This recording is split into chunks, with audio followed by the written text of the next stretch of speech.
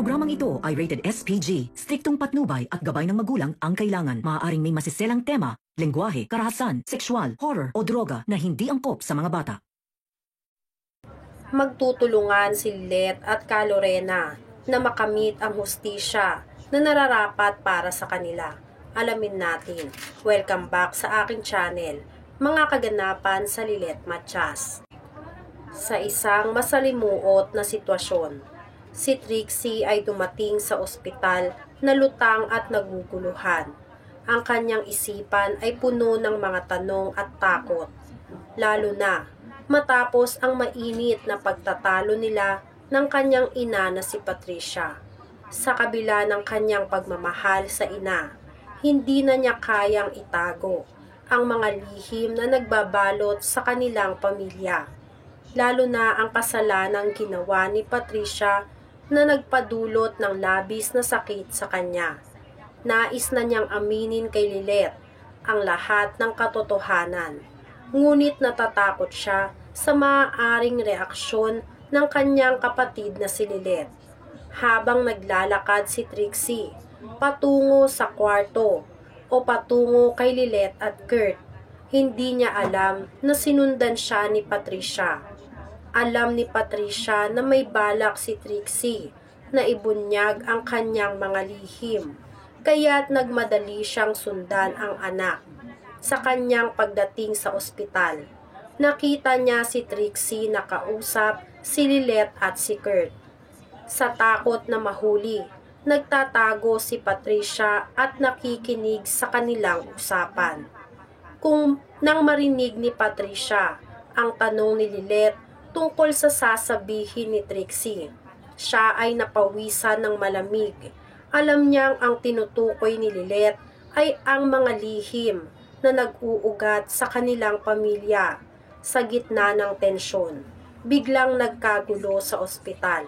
Ang mga doktor at nurse ay nagmamadaling pumunta sa kwarto ni Sabrina na muling bumaba ang vital signs. Ang pagkakataon ni Trixie na ibunyag ang katotohanan ay naudlot muli. Sa kabila ng takot at pangamba, si Patricia ay nakaramdam ng ginhawa. Sa wakas, hindi natuloy ang pagbubunyag ni Trixie. Agad siyang umalis sa ospital. Natatakot na baka mahuli siya ng kanyang anak na si Trixie.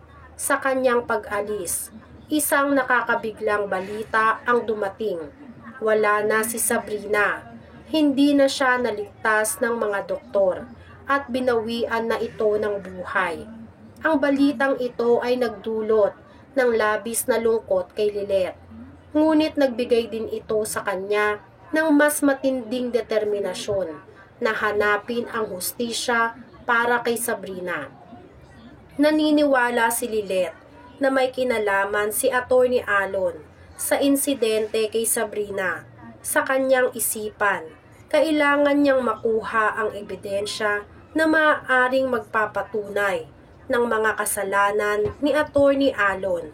Kasama si Kurt, nagplano silang hanapin ang bahay ni Sabrina upang malaman ang katotohanan bago pa man ikasal ang kanyang kapatid na si Ira kay Atty. Alon. Samantala, si Atty. Alon ay nagdiwang sa kanyang tagumpay. Wala nang hadlang sa kanyang mga plano, maliban kay Trixie.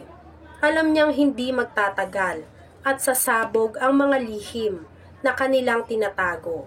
Si Trixie ang nagdadala ng mga impormasyon na maaaring magdulot ng kanyang pagkasira sa kabila ng kontrol ni Patricia. Pati na rin sa sitwasyon, alam ni Atty. Alon na hindi ito magtatagal. Sa kabilang banda, si Ka Lorena ay handang ipaglaban ang hustisya para sa kanyang anak na si Ino. Kahit na nag-aalala si Constantino sa mga plano ni Ka Lorena, wala siyang magawa kundi ang sumunod. Determinado si Ka Lorena na malaman ang katotohanan sa likod ng mga krimen na naganap kay Atty. Meredith at sa kanyang anak. Nais niyang makausap si Lilet. Alam niyang hindi siya matitiis ng kanyang kaibigan sa gitna ng mga pangyayaring ito. Ang tanong ay malapit na nga ba ang pagbagsak ni Patricia at Atty. Alon?